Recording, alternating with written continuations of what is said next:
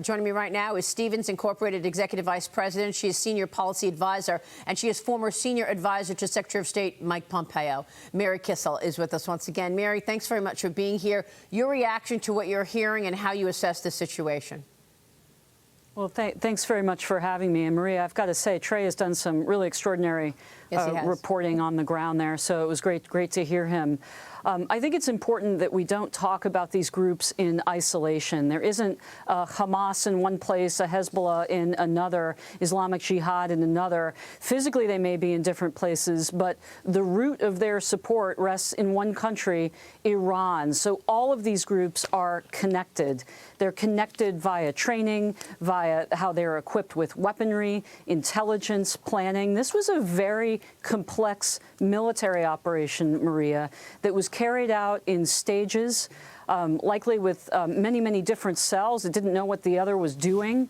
And while we're focusing on, and rightly so, on the atrocities that have really shocked the world, it's also important to note that Hamas took territory inside of Israel for hours, as well as military installations. So that has, I think, shattered many illusions about the strength of the Israeli military. Tehran will be watching very closely to see not just the rhetoric out of the White House, but the action. One last note before I throw it back to you, Maria. It's not just about the $6 billion ransom payment. It's, as Secretary Pompeo told you on Sunday, it's about the multiples of that in billions and billions of dollars in oil revenue that the regime has. And so, you know, from their point of view, Maria, they've already accomplished their goal. They've killed any chance of an Israeli-Saudi rapprochement.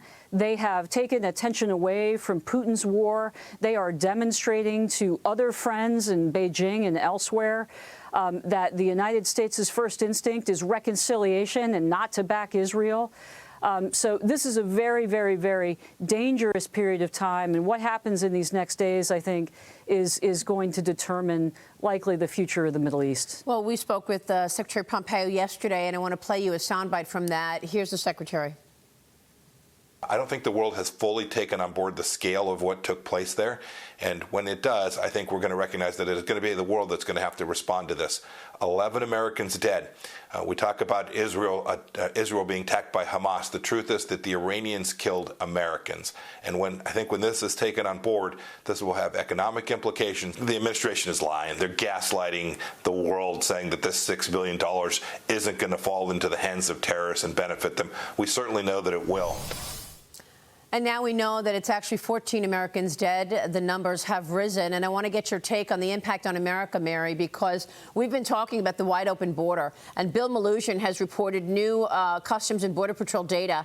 And it says that sources say thousands of, quote unquote, special interest aliens, mostly from Middle Eastern countries, have been apprehended by Border Patrol officials. 538 came from Syria, 139 from Yemen, 659 from Iran, 6,386 from Afghanistan. These people have been apprehended, and we have more than 100 that were on the terrorist watch list. Your reaction? Yeah, it's a serious national security concern, period. It shouldn't be happening. It needs to be fixed. It is definitely a danger to our national security. Obviously, we need to control our border. But Maria, again, just stepping back here, this is a much bigger problem. You have a concert of Iran, China, and Russia working together across many theaters, Israel, Ukraine, and elsewhere. That is the challenge that we face. And I've got to say, the Iran nuclear deal that was inked during the Obama administration is starting to look like the Munich Agreement, because it is opened up.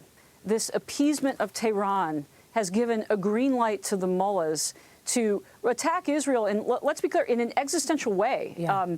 Israel is facing a threat here that threatens its very existence, and if it doesn't threaten its existence, it at least threatens to weaken it, to make it a minor player. Israel is the anchor of stability in the Middle East, the only functioning democracy that we have on the Mediterranean, in a strategic location. And so, you know, I think it's easy for some in the United States to say, look, this is happening very far away. It's across an ocean and a continent. Who cares? Let's focus on China. No, we have to focus on it all because it's all interconnected. That's what I'm telling clients. I'm getting a lot of calls on this, Maria, of people saying, you know, I thought that the Middle East was trending towards stability with the Abraham Accords. Now I'm not sure what's going on. What impact does this have on energy markets? Are we safe here in the United States? There's a lot of concern here about what can only be called global disorder that has erupted because U.S. deterrence has eroded. We have to reestablish it. We have to reestablish it quickly, or the war in Israel will not be the only place, whether it be Israel, Ukraine, you know, Asia could be next. So I know that it sounds alarmist. I don't mean to sound that way, but we have to take this seriously. This is not about an incursion just into Israeli territory. There's a larger global game going on here. So, Mary, real quick, have your expectations changed in terms of when Xi Jinping goes into Taiwan? I mean, if I'm Xi Jinping and watching this havoc in the world, knowing that American leadership is weak, and I want to go into Taiwan, you want to do it during all of this, right? What are your thoughts there? I wrote a piece 2 years ago saying the new global disorder. I wrote it for The Spectator. Yes, absolutely. His timeline and the opportunity window that is opened up for him probably won't come around again anytime soon. So if he's going to act, I would expect him to do it soon. Yeah. Mary, thank you. Mary Kissel joining us with those insights.